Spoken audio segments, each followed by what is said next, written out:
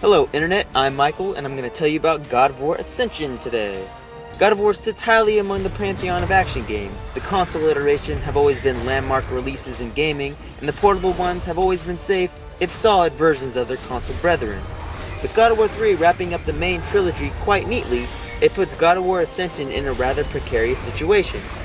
No one was really clamoring for a new God of War, and Ascension's lackluster performance is a perfect example of why it shouldn't have happened. With almost every hole filled in Kratos' story, the only possible way to tell another one is by going back, way back. Before even Chains of Olympus, Ascension's story takes place when Kratos was breaking his bond to Ares. The Furies, who are basically the neutral cops, imprison Kratos for his dishonor and send him into a journey to destroy the three bond-holding entities. To my surprise, the premise is actually quite good. Breaking the oath to Ares has never been explored, and the promise to show a more human side of Kratos is a nice change from all his screaming. However, Sony Santa Monica doesn't make good on that promise. Kratos is more solemn than past installments, but he almost never speaks, with anything. I wanted to see a more calm side to the Ghost of Sparta, but he barely interacted with anything, hence making him almost boring. Had there been more dialogue, this paragraph could have been different, but the way he chooses to interact with stuff by just not saying anything makes him a lot worse as a character. All the other faces don't fare much better. God of War has always grabbed the most recognizable names within the mythological lineup, all of which have been killed or shown off by God of War 3. I do, but this is not the manner to discuss it. How do you follow that up? With a bunch of things no one has ever heard of. Hecatoncheires, the Furies, Orgos. None of those even hit any recognizable nerve, and are largely forgettable because of that. Of course they could have been cool, but none were given the appropriate time and the light to characterize, making them barely passable as a result. Sadly, passable extends to the swordplay. Combat in the God of War games has always been fast, fair, and combo heavy. Ascension half-asses all three of those rules. Kratos can no longer cancel out of most of his moves, leaving him vulnerable after almost every attack. As if that wasn't enough, a great chunk of his moves, be it magic, items, or special attacks, leave a second or two of vulnerability. This may not seem like much, but a second in these kind of games can mean life or death. Gone are the days where you can rely on the slick controls to get you out of a jam. Instead, I found myself damning them and swearing in every fight because I should have been able to dodge that last move, but the controls wouldn't let me because I was still stuck in the last animation. The move lists have been neutered too. The core Blades of Chaos have less attacks, but the bigger problem here is how none of them seem to communicate with each other.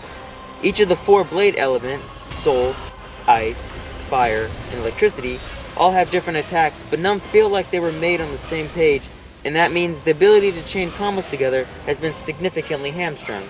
Juggling just doesn't have that polish or connectability anymore, and coupled with the more sluggish animations, it can drive the player to only use the same moves over and over again until everything is dead. World weapons extrapolate this feeling too, but they aren't even worth talking about because how little they actually factor into the gameplay. However, very rarely the combat feels somewhat fluid. This is mainly due to the sloppy enemy configurations, but there are some instances where Ascension evokes a classic God of War feeling. The new counter move and promptless minigames are steps in the right direction, but these steps forward get lost amongst the shuffle of backwards leaps. Despite the combat not living up to expectations, the puzzles, platformings, and visuals all have. Brain teasers are satisfying because of the simple yet inventive design, and traversal excels because of its cinematic approach and ability to show up the flashy graphics. While not as impressive as God of War 3, Ascension still looks astonishing. The sheer magnitude of the large vistas, coupled with the lighting and raw, ludicrous detail, make for a title that is always impressive to look at. Sony Santa Monica are masters of the PS3 hardware, and Ascension does show that. Although less than God of War 3, but hey, who's counting? I'd usually start to cut down right about now to any other God of War review, but Ascension has something new not present in the other God of War games: multiplayer. Taking to the internet, you can customize your own warrior and send him into battle against other fighters. Just the sheer ingenuity of this mode gives it some initial appeal, and the steps after may keep you wanting for at least a little bit more. Choosing weapons and an alliance to one of the four gods is sure to give people a playstyle they want and adds the replayability this mode needs. Serving up combos and journeying into a new territory is better than it has any right to be. Although I don't know how long of legs this mode will have, I at least want to go back, which is more than I thought I'd ever say about this multiplayer mode. Although to be honest, I would have preferred a better single player, but hey, that's besides the point. Or maybe it isn't besides the point. Not even I, a huge God of War fan, really was asking for a new entry in the series.